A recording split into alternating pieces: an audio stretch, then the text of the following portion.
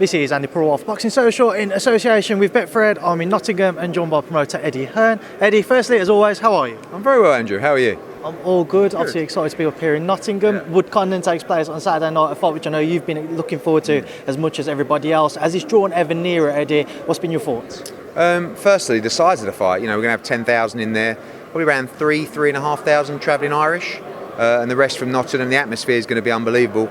A really good 50-50 fight. Two different fighters who have made their way to this position with very, very different routes. For Michael Conlan, the big profile coming out of the amateurs, given a big contract with Top Rank. Lee Wood, been up, been down, been out, and then all of a sudden a couple of great wins, and he gets a chance to headline in his home city. So great atmosphere, great fight, 50-50 in my opinion. Lots to debate, but lots to look forward to as well. I know that for the fighters, they'll have maybe one eye on the Warrington-Martinez rematch. Is that the plan moving forward? So whoever wins on Saturday, try and make that bout? I think so. Look, there's so many different scenarios that could come from either fight, and there's so many different scenarios that could come from a future fight. Could be an outdoor fight for Lee Wood at the City Ground against Josh Warrington. Could be a fight Ellen Road between Josh Warrington and Michael Conlan. It could be Conlan against Martinez in Belfast. I don't know. But obviously, when you win a world title, the plan is to unify as quickly as possible. And we'll see what happens with Santa Cruz. He could be in line for a shot at the winner of this one. That's another great fight. But certainly the winner's going to be experiencing a life-changing moment. Can I just ask what happened on the situation trying to get this fight upgraded to the WBA super title? Yeah, I think it's a shame. I think that Leo Santa Cruz hasn't boxed at £126 for how long? 3 years, 2 years? I don't think he will box at featherweight again, but he's saying, no, I will fight the winner. So the winner of this fight, I guess, will be ordered to fight Santa Cruz for the Super Championship, but I actually see the winner of this fight being elevated to Super Champion because I don't think Leo Santa Cruz will box at 126. As there's other topics to touch on, so just to kind of whiz through, because I know you're under time constraints. Go back to this past weekend, Chocolatito just continues to roll back the years. What a man. Amazing. I think it was probably one of my favourite Chocolatito performances. Martinez, he took the fight at 5 weeks' notice. He gave it everything, so tough, but probably a little bit undersized. And what you saw was a very good world champion against a pound-for-pound great. And I thought Chocolatito was incredible. Martinez has missed weight continuously throughout his career, Eddie. When does he get to the point when somebody actually needs to say to him, look, he took the fight. For this, it was very different. He took the fight on 5.5 weeks' notice. He's always heavy.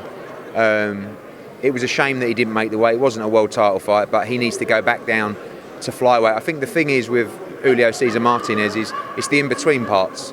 It's not that he never puts 110% in the gym. He's a great kid, but he's got to live the life better. And hopefully now he made a lot of money on Saturday. Hopefully that doesn't go to his head or his belly, and he can come back and he can start camp. He has to fight Arroyo for the WBC title because that's the mandatory that was ordered from the no contest. Then hopefully we can make a unification. Maybe Sonny Edwards, another one of the champions. But he's a great fighter. His stock went up through that fight, but he just met, like I said, a pound-for-pound great. I do want to touch on Sonny Edwards, Eddie, because I'm sure you've probably seen he's been very vocal over Twitter and kind of calling for kind of some form of a reply from yourself to try and make that Martinez fight. Have you seen kind of Sonny's tweets about it? I don't follow him because he's a bit of a lively one, but a lot of people send it to me. I wasn't happy with a lot of things that he said, to be honest with you. And it's a strange one because I've always got on very well with Sonny, and we had a great run with Charlie's brother. I got a lot of time for him, and I think sometimes people just get it wrong tactically. That's probably the worst thing you could do to try and make a fight with me. It doesn't mean that I won't make a fight because I'll always try and not let ego get in the way of making business, but when you want to almost retweet pretty much slanderous untruths about me and the way we conduct business, our reputation is second to none in the sport.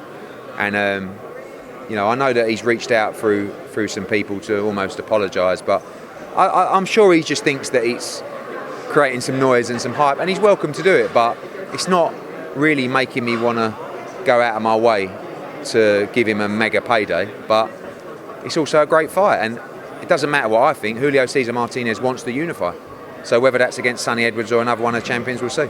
Move away from that, Eddie, and obviously onto the heavyweight division.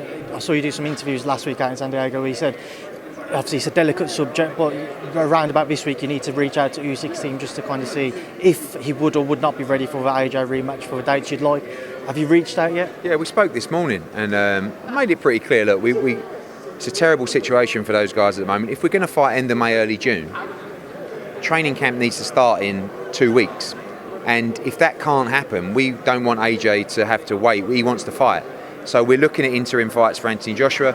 His idea of an interim fight is very different to mine. Mine is an easier touch. He wants to fight all these top heavyweights, which I think is great, I guess, for the fans. But we also want to make sure that we get that Alexander Usyk fight, because that's the fight that we want. That's the fight that gives AJ the World Heavyweight Championships back. So we're going to speak to Alex again tomorrow. And if Usyk needs a little bit more time, we'll lock that in. And AJ will prepare for an interim bout end of May, early June. A lot of names floated about for that interim bout, people like Otto Wallin, and Joe Joyce mentioned by Frank Warren as well. Who would you say is at the top of that? He sent me a list, and one of them, his top one was Deontay Wilder, and I thought, that's an interesting one. Otto Wallin, Joe Joyce, Luis Ortiz, like a southpaw to gear up for Usyk would be smart as well.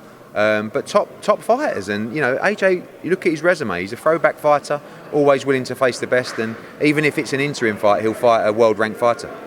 I just want to get your thoughts on the Taylor-Catterall situation. As we saw Sir Lindsay Hoyle pass that on to the police with a report. What was your thoughts on that entire situation? Absolutely ridiculous. I mean, what is this? I mean, I know that individual wants to support Jack Catterall, but wants to report bad scoring to the police. I mean, what are we going to do? We're going to get into a situation where there's a bad VAR decision and then that person's called in front of the police. Absolutely ridiculous. The board handled that, and I see they're starting to make some progress in that respect. It was a bad decision. We see it happen too often.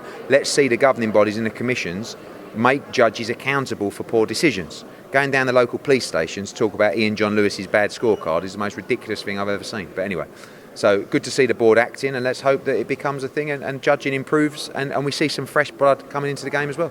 You leave it there. So thanks for speaking to me, boss. Thank you.